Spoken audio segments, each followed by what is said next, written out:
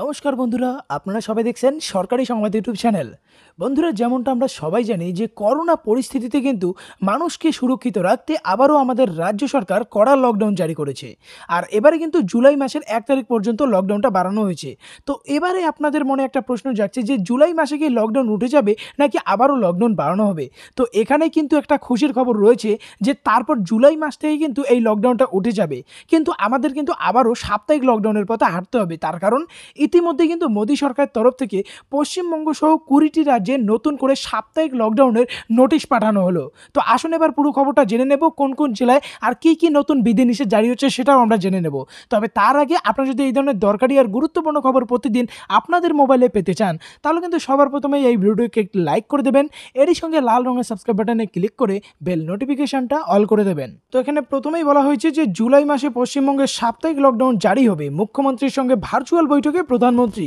কবে কবে লকডাউন ঘোষণা করা হবে জানালো মোদিজি। জারি হলো ভয়ঙ্কর 10টি নিয়ম এবং না জানলে বিপদে পড়বে সাধারণ মানুষ। পশ্চিমবঙ্গের কোন কোন জেলায় এই সাপ্তাহিক লকডাউন জারি হবে সেই সব সম্পর্কে এখানে পরিষ্কার করে জানিয়ে দেওয়া হয়েছে। তো এখানে প্রথমেই যেটা বলা হয়েছে যে পশ্চিমবঙ্গ সহ 20টি রাজ্যে আবারও হানা দিল নতুন প্রজাতির করোনা ভাইরাস, যার নাম হচ্ছে ডেল্টা ভাইরাস।